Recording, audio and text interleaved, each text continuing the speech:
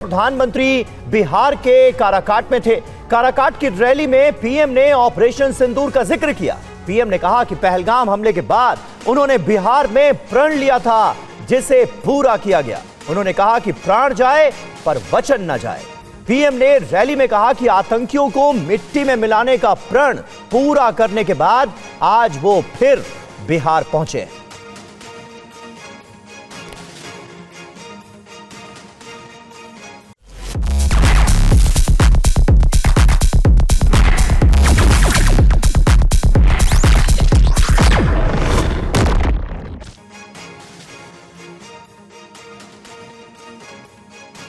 भगवान राम और उनके कुल की रीति क्या थी?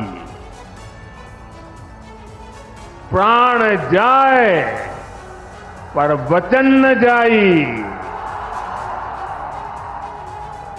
यानी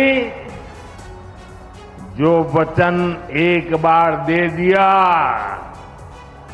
वो पूरा होकर के ही रहता है। प्रभु श्री राम की ये रीति अब नए भारत की नीति बन गई है। और मैंने बिहार की धरती से देश को वादा किया था, वचन दिया था, बिहार की धरती पर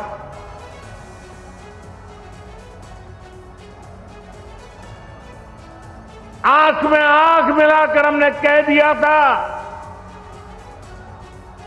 आतंक के आकाओं के ठिकानों को मिट्टी में मिला दिया जाएगा। और वहीं बिहार दौरे पर पीएम मोदी ने यह भी कहा है कि आज दुनिया नए भारत की ताकत को देख रहा है। नया भारत दुश्मनों को मुंहतोड़ जवाब दे रहा है। हमारी सेनाओं ने एक ही झटके में उनको भी घुटनों पर ला दिया। पाकिस्तान के एयरबेस, उनके सैन्य ठिकाने हमने कुछ ही मिनट में तबाह कर दिए। ये नया भारत है। ये नए भारत की ताकत है। बिहार के मेरे प्यारे भाइयों बहनों, ये हमारा बिहार वीर कंवर सिंह जी की धरती है। और साथ ही प्रधानमंत्री मोदी ने आज देश के लिए शहीद हुए छपरा के रहने वाले बीएसएफ जवान मोहम्मद इम्तियाज को श्रद्धांजलि दी और बीएसएफ के योगदान को सराहा।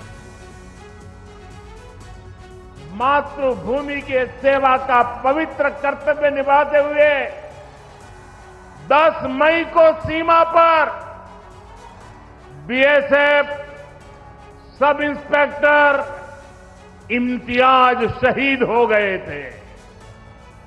मैं बिहार के इस वीर बेटे को आदरपूर्वक श्रद्धांजलि देता हूं। और मैं आज बिहार की धरती से फिर दोहराना चाहता हूं, ऑपरेशन सिंदूर में भारत की जो ताकत दुश्मन ने देखी है, लेकिन दुश्मन समझ लें ये तो हमारे तर्कस का केवल एक ही तीर है।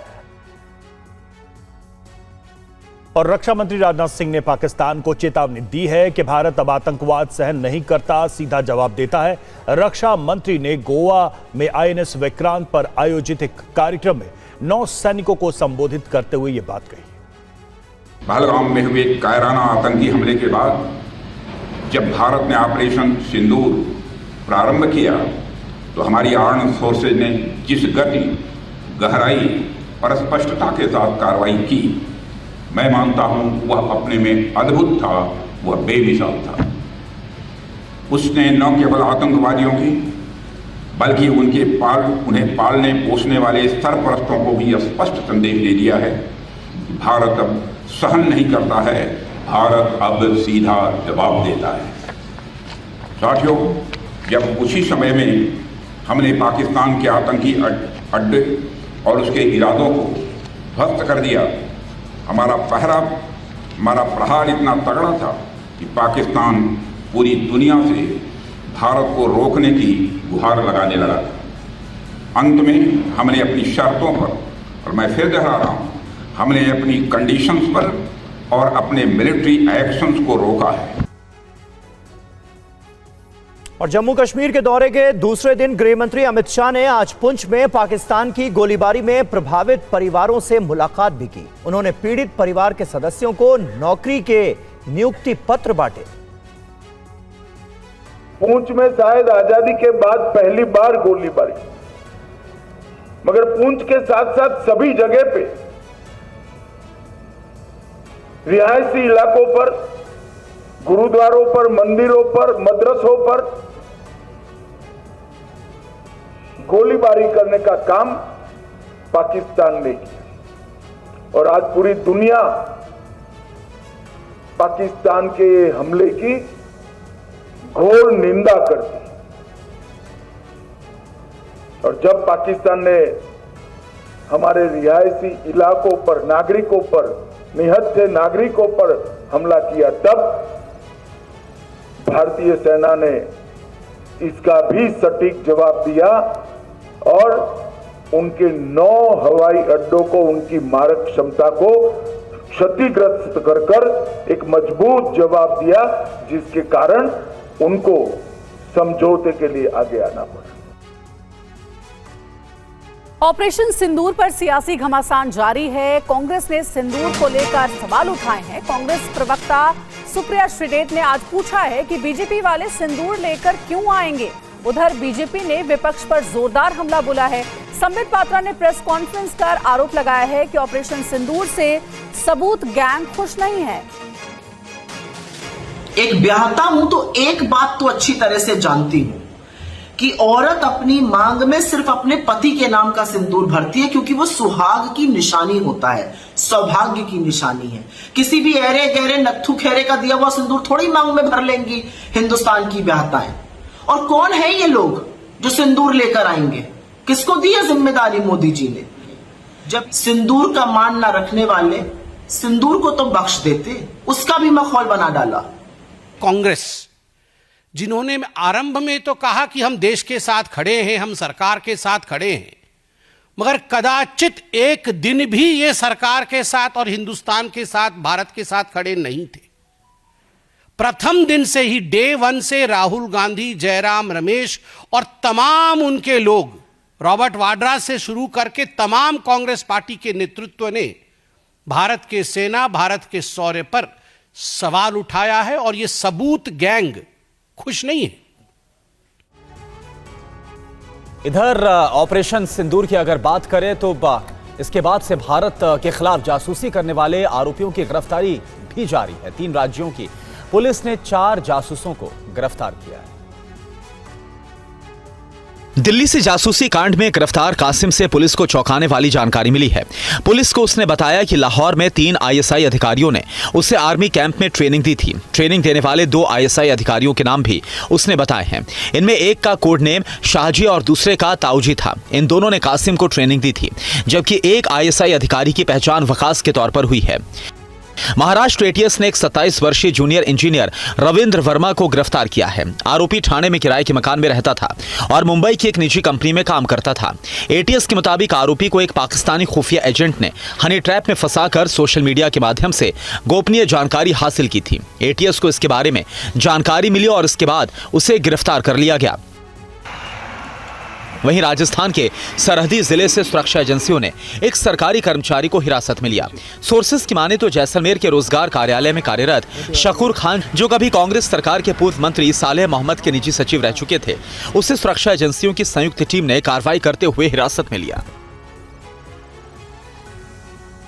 जम्मू कश्मीर में आतंकी नेटवर्क के खिलाफ एक्शन जारी है। सीआईके विंग ने राज्य के कई इलाकों में रेड की है। देश से गद्दारी कर आतंकियों को साथ देने वाले लोगों के खिलाफ जम्मू कश्मीर में एक्शन जारी है।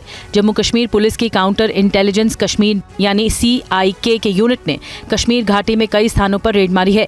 ये रेड टेरर लिंक की चल रही जांच के दौरान मारी गई। ये कार्रवाई आतंकवादी संगठनों के साथ संबंध रखने वाले संदिग्ध व्यक्तियों के खिलाफ की गई है। सीआईके ने पुलवामा, शोपिया, बडगाम, श्रीनगर, बारामूला में रेड मारी है। एजेंसी ने अलग अलग क्षेत्र में एक्टिव आतंकी नेटवर्क से जुड़े सबूत जुटाने के लिए रेड मारी है। ये ऑपरेशन घाटी में आतंकी गतिविधियों को जड़ से खत्म करने के लिए सुरक्षा एजेंसियों की ओर से किए जा रहे प्रयासों के बीच चलाया गया है। हाल ही में कई ऐसी घटनाएं हुई हैं जिनसे इलाके में अमन चैन को बिगाड़ने की कोशिश की गई। आपको बता दें कि 23 मई को जम्मू में टेरर इकोसिस्टम को निशाना बनाते हुए एक जरूरी ऑपरेशन चलाया गया है, जिसमें जम्मू कश्मीर पुलिस की राज्य जांच एजेंसी ने 4 जिलों में 18 स्थानों पर रेड मारे थे। रेड के दौरान भारी मात्रा में आपत्तिजनक सामग्री बरामद की गई थी। और ऑपरेशन सिंदूर के दौरान पाकिस्तान की नापाक हरकत का पर्दाफाश हुआ है। राजस्थान बॉर्डर के पास पाकिस्तान की सेना की मुजाहिद बटालियन को बीएसएफ ने कैसे भगाया, इस रिपोर्ट में देखिए। ऑपरेशन सिंदूर के दौरान भारतीय सेना की कार्रवाई से पाकिस्तान खौफ में रहा। पाकिस्तान की सेना को भारतीय सेना ने धूल चटाई और बॉर्डर छोड़कर भागने पर मजबूर किया। भारत के खिलाफ साजिश रचने वाले मुजाहिद बटालियन भी रण छोड़कर भागते नजर आए। न ही पाकिस्तानी सेना भारतीय सेना के आगे टिक पाई, न ही मुजाहिद। दोनों बीएसएफ के शौर्य को देखकर भागते नजर आए। तस्वीरें आपके सामने हैं।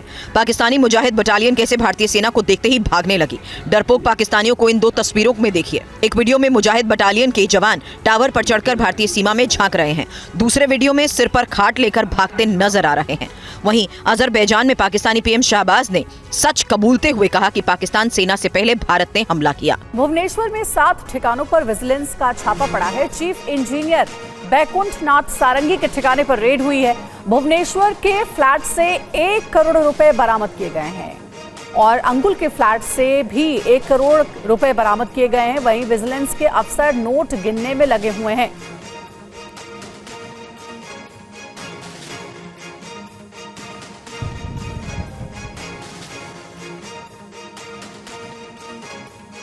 और अब आपको दिखाते हैं नोटों के वो बंडल जो बैकुंठ नाथ सारंगी ने विजिलेंस की टीम को देखने पर खिड़की से बाहर फेंक दिया था। तो ये देखिए, ये है नोटों के बंडल जो कि बैकुंठ नाथ ने खिड़की से बाहर फेंक दिया। रविशंकर दत्ता हमारे सहयोगी ज्यादा जानकारी देंगे। रविशंकर, हम देख पा रहे हैं काफी कुछ मिला है विजिलेंस को, नोट भी गिने जा रहे हैं। अभी तक क्या क्या बरामद किया गया, क्या जानकारी? देखिए, ये बैकुंठ नाथ सारंगी जो कि उड़ीसा रूरल डेवलपमेंट के चीफ डिविजनल इंजीनियर है, उनके घर में उड़ीसा के जो विजिलेंस टीम है, सरकार के विजिलेंस टीम है, वहां पे उन्होंने छापे मारे और करीब 2 करोड़ रुपया बरामद किया गया है। सबसे मजे की बात यह है कि जैसे ही विजिलेंस टीम्स को आते हुए उन्होंने देखा, उन्होंने खिड़की से पैसा फेंकने की कोशिश की और जो बंडल उन्होंने फेंका था 500 रुपया के नोट, उनके जो विटनेस है उनके सामने ये पूरा चीज को पैसा जो है उसको रिकवर किया है। जैसे कि हम विजुअल्स में दिखा रहे हैं कि अभी तक नोटों की जो गिनती है वो चल रही है और इसके साथ कुछ डॉक्यूमेंट्स भी बरामद हुए हैं। कहाँ से ये पैसा आए थे और क्या वो इसमें रिश्वत लिए थे, क्या लिए थे, ये पूरा मामला का जो विजिलेंस कमेटी है उसका जो है जांच पड़ताल कर रही है। ठीक है, नजर बनाए रखिएगा रविशंकर, बहुत शुक्रिया आपका। तो 2 करोड़ अभी तक कैश बरामद हुआ है, कई डॉक्यूमेंट्स भी मिले हैं और अभी भी कार्रवाई जारी है। ये तस्वीरें आपको दिखा रहे हैं और रविशंकर दत्ता हमारे सहयोगी जिस तरह से बता रहे थे, नोटों के वो बंडल जो बैकुंठ नाथ सारंगी ने विजिलेंस की टीम को देखने पर खिड़की से बाहर फेंक दिए थे, वो भी तस्वीरें आपके सामने हैं।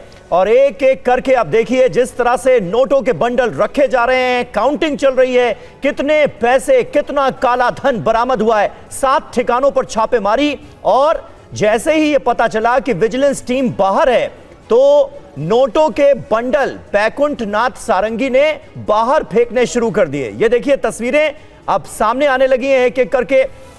जो ज्वेलरी है वो भी भारी मात्रा में बरामद की गई है। नोटों के बंडल इस वक्त आपके सामने।